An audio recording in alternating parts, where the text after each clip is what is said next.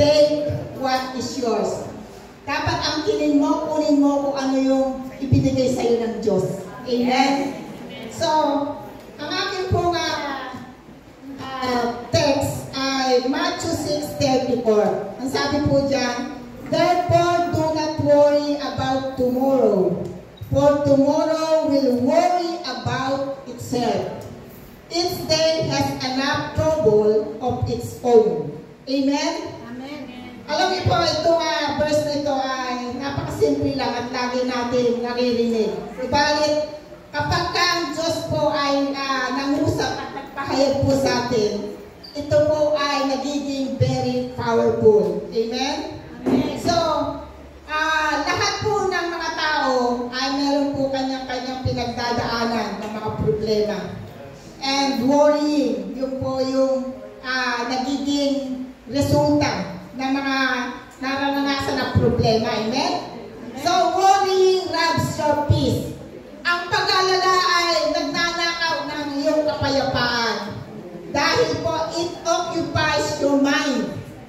Yung mga words po, ito ay inookupa niya yung ating kaisipan. Amen? So, ang nagiging resulta nito, it makes us sick. Nagkakasakit ang isang tao. At yun po yung nagiging dahilan kung bakit nagkakaroon ng anxiety, depression, at kung ano pa. Amen? Naniniwala po ba kayo doon? Amen. So, I have a testimony of God's healing in my life. Way back 20 years ago, ay nagpatuto po ako noon na ako po ay pinagaling sa migraine at pinagaling sa insomnia. Na sobra pong napakahirap na sakit, ano po. At sa panahon na po yun, ang nakita ko po talaga, ang naging cause po nung insomnia na yun is depression. I was so depressed dun sa sakit na migraine dahil talaga pong napakahirap at talagang hindi ko alam kung paano gagaling dahil even yung mga gamot po wala pong magawa. So, pero dahil po sa ginawa ng Diyos na himala sa akin ay talaga pong pinagaling po ako sa sakit na yon. Praise God. Amen. Amen. At alam niyo po, dumating po sa akin muli yung pagsubok na nagkaroon po ako talaga ng depression. At alam niyo po yun po yung nangyari po sa aking kapatid na si Ate Virgie. Kung nakikilala niyo po ang aking kapatid, ay sobra po talagang nasyak ako sa nangyari sa kanyang buhay. At siyempre po sa akin po nakatira at araw-araw po talagang apektado ko. At yun po ay nagkaroon po ako ng depression sa aking isip, sa aking puso po, na gabi-gabi po talaga ay naiiyak ako.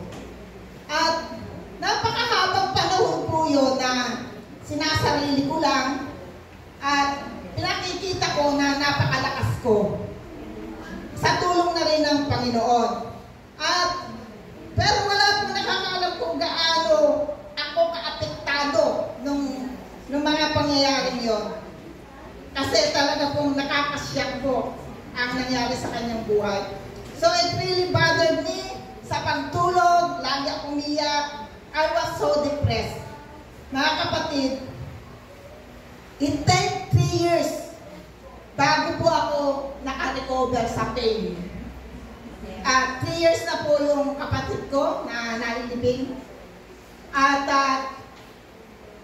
naramdaman ko po na na-healed ako kapag yung naaalala ko siya ay wala na pong pain. I was healed sa aking puso. Pero isang bagay, ang iniwan ng depression na yon, yung pong insomnia. Bumalik po yung insomnia na hindi po ako napakakatulog. Nung mga nakakaraan ay once a week lang na hindi ako nakakatulog, ganon. Pero habang nagtatagal po ay nadadalas po na hindi ako nakakatulog at talagang napakahirap po na hindi ka makatulog. Na alam ka namang inaalala kung ano-ano lang pumapasok sa isip mo that is insomnia, na naging resulta ng depresyon, mga kapatid. So, pero napakabuti ng Panginoon. Yun po ang gusto kong ipatuturo sa inyo kung paano po ako pinagaling. Pinagaling niya po yung heart ko, yung mga pain inside of me, at yung mind ko, na sobrang hirap po ng aking nararanasan kapag hindi pa ako nakatulog, until na ako'y nagpagamot at binigyan po talaga ako ng reseta ng doktor na sleeping pills. Yung po, kapag hindi ako nakakatulog, umiinom na lang po ako ng sleeping pills at okay na.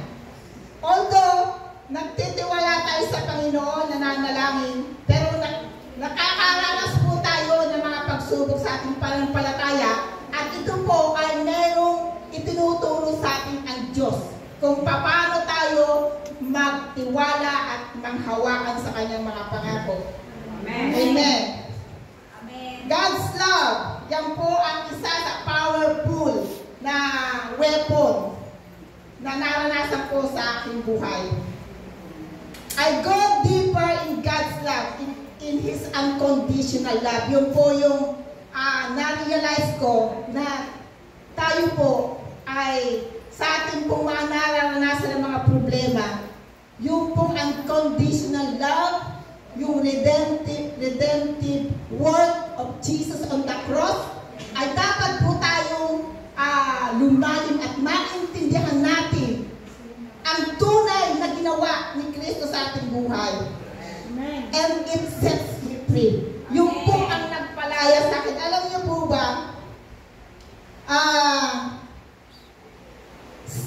sabi ng Panginoon sa akin, hindi ko kailangang umiyak, magmakaawa sa Kanya upang pagalingin ako. At talaga pong maraming mga tao na we are begging for our healing. Amen? Biyak tayo, pero hindi po yung solusyon. Normal, pero hindi lagi na yun ang gagawin natin. Dahil ang solusyon po ay tayo po ay manampalataya sa ginawa ni Kristo. Tinapos na po niya. By His stripes we are healed. He took up all our infirmities and carried all our diseases. Yung pong ating mga sakit ay kinuha niya, nagkaroon po ng exchange. At yung pong kalusugan ng Panginoon ay nasa atin. When I realized na yung kalusugan ni Jesus Christ ay nasa akin, nagsimula ko pong angkinin yun. Amen? Amen. At nagsimula po sa aking puso kung gaano po ako iniingatan at minamahal ng Panginoon. Hallelujah. Sabi po sa Galatians 3, verse 13 to 14, Christ redeemed us from the curse of the law by becoming a curse for us. For it is written, cursed is everyone who is hung on a pole. He redeemed us in order that the blessing given to Abraham might come to the Gentiles through Christ Jesus, so that by faith we might receive the promise of the Spirit. Amen.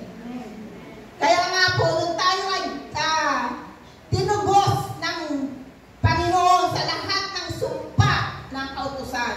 Alam niyo po, ang sumpa ng kautusan, yun po, yung mga sakit, karamdaman, mga plague, mga kung ano-anong nangyayari.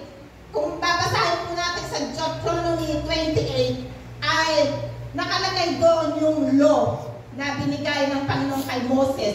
Yung kung tayo susunod, kung gagawin mo ito, kung susundin mo ito, yung po yung law. At meron po kasunod doon sa Deuteronomy 28:15 hanggang sa ibaba po noon ay nakalagay po yung mga curses kung hindi mo susundin. Subalit lahat po yun ay pinalaya na tayo ng Panginoon sa sumpa ng kautusan. Ano ba yung sumpa ng kautusan? Yun po yung mga sakit, karamdaman.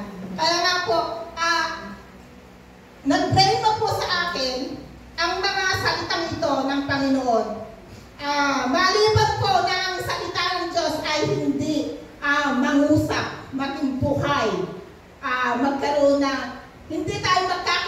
ng kaliwanagan sa ating kaisipan. Alam niyo po, when I meditate yung mga message sa akin ng Panginoon, bigla pong may nangyari sa mind ko. Parang meron siyang light, liwanag. Parang may pinawi na blurred sa aking kaisipan. Yung magulo, nagkaroon ng very peaceful na kaisipan na nagliliwanag. Ganun po ang nangyari sa akin. At nakita ko po, isa po pong pinakita sa akin ng Panginoon, one of the most weapon God gave me is the blood of Jesus. Amen. His broken body and His unconditional love for me. Alam niyo po, sa bahay po, nag-communion din po ako. Hindi po araw-araw, pero ginagawa ko po yun just to meditate and remember what the Lord did on the cross. Napaka-importante po na ganun po na unawaan na napaka-powerful po ng ginawa ni Kristo sa krus. Kaya nga po pala sinabi niya na gawin niyo ito bilang pag-aalala sa akin hanggang sa aking muling pagbabalik. Amen. Dahil napaka-powerful po ng ginawa ni Kristo sa ating buhay. Amen. Ito po ay nagpapalaya. It gives me freedom. Freedom from the insomnia na napakahirap po yan. At nakakatuwa po dakila ang Diyos sa kanyang mga gawa. Kaya nga po, sa Matthew 6:34, ito po yung talagang yung verse na binasa natin kanina. Sabi po dyan, therefore do not worry about tomorrow, for tomorrow will worry about itself. Its day has enough trouble of its own. Nang matanggap ko po ito sa aking sarili, sabi ko sa verse na ito, akin ka. Akin ka. Hindi na kita pakakawalan. Alam niyo po, pag kinakausap tayo ng Panginoon, pag meron pong Word of God na nakwigan sa iyong puso, sabihin mo, akin ka. Bakit po? Kapag ka tinangkin mo yan, nasa iyo na yan. Amen? Amen. Alam niyo po, sa aking pagtulog, ito po ay nagbigay sa akin ng napakalaking kapangyarihan upang mapagtagumpayan ko po yung mga nonsense na pag-iisip na hindi mo naman ginugusto pero talagang nagpo-flow po yung pag-iisip. Ewan ko kung meron nakakaranas sa inyo na nagkaroon ng insomnia. Pero praise God, alam niyo po, sabi ng Panginoon sa akin, sapat na yung bawat trouble sa bawat araw. Sapat na yung kabalisahan sa bawat araw. Huwag mo nang isipin yung bukas pa. Sapagkat ang bukas ay hindi natin alam kung ano mangyayari. Amen? Sapat na yung ngayon. Kaya nga po kahit nga ang tinuro sa akin ng Panginoon, kahit po yung mga dati, pagka matutulog ako, iniisip ko yung mga gagawin ko kinabukasan. Marami akong mga iniisip na mga dapat ganito, ganito, ganito. Hanggang sa hindi na ako nakakatulog at kung ano na sumasalisi sa aking mga kaisipan. At napakabuti ng Panginoon, He is teaching me. At yung pong mga schedule na yun, sa umaga ko na lang iniisip. Amen. Amen. Amen. At alam niyo po, sa aking pagtulog, ay ito po ang lagi kong sinasambit. Sa Psalm 127 verse 2, ang sabi po dyan, the Lord gives good sleep to those He loves. Amen. Amen. Ulitin ko po, the Lord gives good sleep to those He loves. Alam niyo po, ito ay makapangyarihan sa buhay ko. At nang matanggap ko to sa Panginoon, sabi ko, akin ka. Inangkin ko po yun. At isinabuhay ko. Alam niyo po, kapag ang salita ng Diyos ay inangkin mo, sa'yo na yan. Walang makakakuha niya kahit si Satan. Amen? Amen. Huwag mong hayaan na nakawin ng Diyos ang mga salita na para sa atin, na para sa iyo, yung mga blessing. Ito pong salita ito ay blessing. Pag sinabing the Lord gives good sleep to those He loves, yung magandang pagtulog, yung masarap na pagtulog, yun yung blessing na inangkin ko. Sapagkat ako'y minamahal ng Panginoon. Amen. Amen. Ako yun. Sabihin niyo nga po, ako yun. Ako yun. Amen. Kaya nga po sa bawat tinanggap ko kay Lord, ay hindi ko na po hinahayaan to na maagaw ng kaaway. I keep it and I guard it in my heart.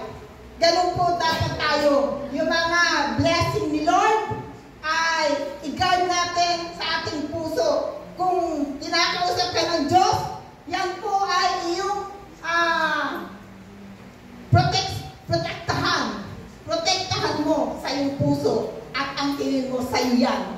Amen. Ikaw yan. Ikaw yan mismo, yung binibigay na blessing na yan ni Lord.